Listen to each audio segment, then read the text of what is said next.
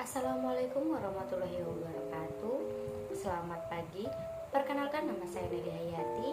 Saya merupakan salah satu mahasiswa PPG Prajabatan Gelombang 1 tahun 2024 di Universitas Negeri Yogyakarta. Baik, pada kesempatan kali ini saya akan menyampaikan koneksi antar materi topik 3 pada mata kuliah penelitian tindakan kelas yang diampu oleh Ibu Bujina. Baik, pada kesempatan kali ini saya akan menjelaskan topik 3 koneksi antar materi pada mata kuliah penelitian tindakan kelas yang terkait dengan koneksi objek, permasalahan PTK, dan solusi alternatif yang ditawarkan untuk memperbaiki atau menyelesaikan permasalahan yang akan saya ambil. Yang pertama ada koneksi objek, di mana koneksi objek yang saya ambil yaitu kelas 5 di SD Muhammadiyah Sapen dengan jumlah peserta didik yaitu 34 orang, di mana objek yang saya ambil kali ini berdasarkan dengan kegiatan observasi yang saya lakukan selama melaksanakan kegiatan PPL di SD Muhammadiyah Sapen, dan saya juga melakukan wawancara dengan wali kelas dan 4 peserta didik di kelas tersebut. Selanjutnya masalah PTK, di mana permasalahan PTK yang saya temukan selama kegiatan observasi di kelas 5 di SD Muhammadiyah Sapen yaitu peserta didik yang tidak tertarik dengan proses pembelajaran yang berlangsung. Yang kedua, peserta didik kurang fokus dalam proses pembelajaran. Yang ketiga, belum ditemukannya model pembelajaran yang tepat pada pembelajaran IPAS. Dan yang keempat, kurangnya minat belajar pada peserta didik terhadap mata pelajaran IPAS.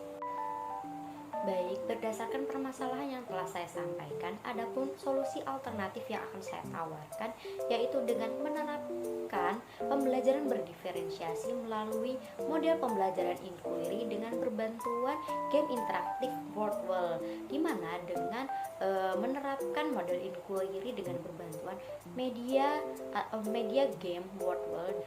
Dengan menerapkan model pembelajaran inquiry berbantuan dengan game Wordwall di kelas dapat mempermudah peserta didik dalam mengolah, menyampaikan informasi, dan menemukan solusi-solusi alternatif dalam menyelesaikan permasalahan sehingga dapat membuat proses pembelajaran lebih bermakna.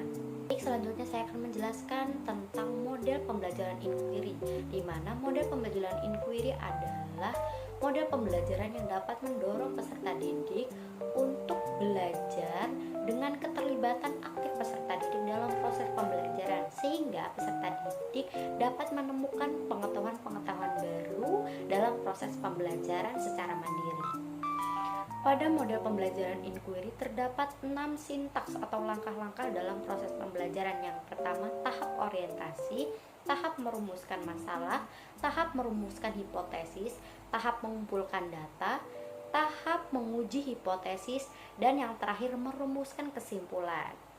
Selanjutnya yaitu game interaktif Wordwall, di mana game Wordwall adalah suatu aplikasi yang dapat digunakan dalam proses pembelajaran yang dapat membuat peserta didik menemukan solusi atau jawaban-jawaban dari permasalahan yang diberikan.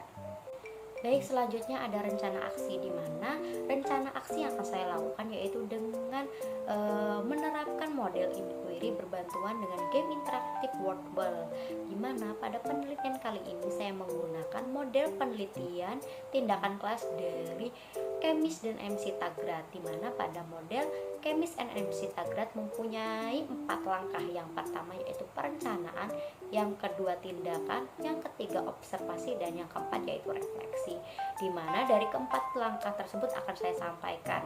Yang pertama yaitu tahap perencanaan, di mana tahap perencanaan dilakukannya survei awal untuk menemukan dan menentukan permasalahan-permasalahan yang ada di kelas 5 tersebut.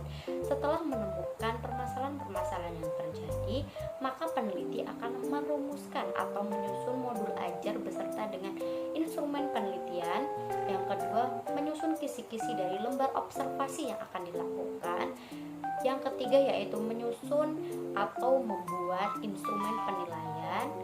Yang keempat, membuat post-test dan pre-test yang akan diberikan kepada peserta didik. Dan yang terakhir yaitu merencanakan dari susunan atau isi dari game Wordwell yang sesuai dengan karakteristik kebutuhan dan pemahaman peserta didik terhadap pembelajaran IPAS.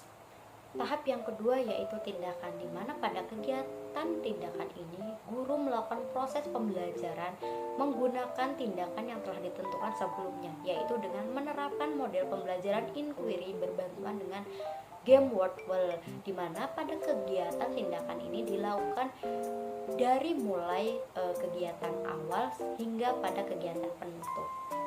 Selanjutnya tahap ketiga yaitu observasi, di mana kegiatan observasi dilakukan dengan kolaborasi dengan guru kelas, di mana pada kegiatan observasi ini peneliti mengamati jalannya proses pembelajaran yang berlangsung dengan menerapkan model pembelajaran inquiry yang berbantuan dengan game Wordwell, di mana peneliti juga mengamati keaktifan peserta didik dan minat belajar peserta didik sebelum dan sesudah menerapkan model pembelajaran inquiry yang berbantuan dengan game Wordwell tersebut.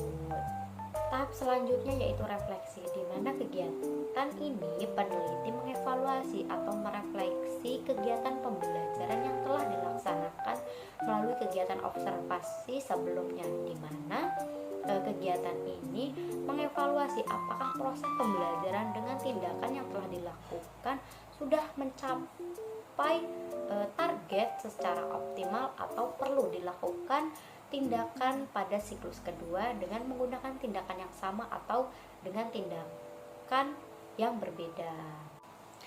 Selanjutnya yaitu penelitian relevan, di mana solusi yang saya tawarkan berdasarkan dengan acuan dan rujukan dari penelitian yang telah dilakukan sebelumnya. Penelitian yang pertama yang dilakukan oleh Suraya dan Sunarti pada tahun 2019 dengan judul peningkatan motivasi, minat, dan hasil belajar IPS melalui model pembelajaran inquiry terbimbing pada kelas 5 SD, di mana terjadinya peningkatan minat sebesar 43,5% dan peningkatan dari siklus 1 ke siklus 2 yaitu 25%.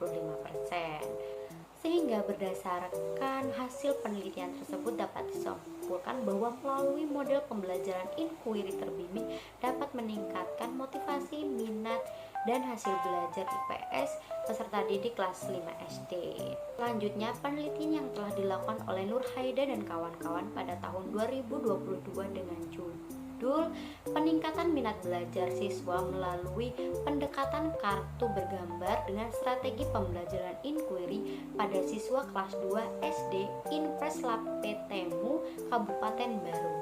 Berdasarkan hasil penelitian yang telah dilakukan tersebut, terjadinya peningkatan minat belajar pada siklus 1 diperoleh rata-rata minat belajar siswa sebesar 41,17% berada pada kategori berminat. Selanjutnya meningkat pada siklus kedua yaitu 76,47%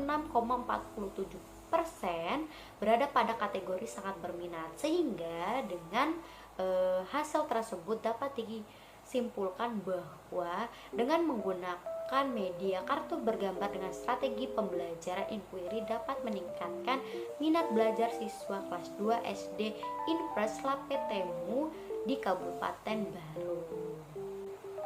Baik, mungkin itu saja yang dapat saya sampaikan. Jika ada kesalahan kata saya mohon maaf. Saya akhiri. Wassalamualaikum warahmatullahi wabarakatuh. Selamat pagi.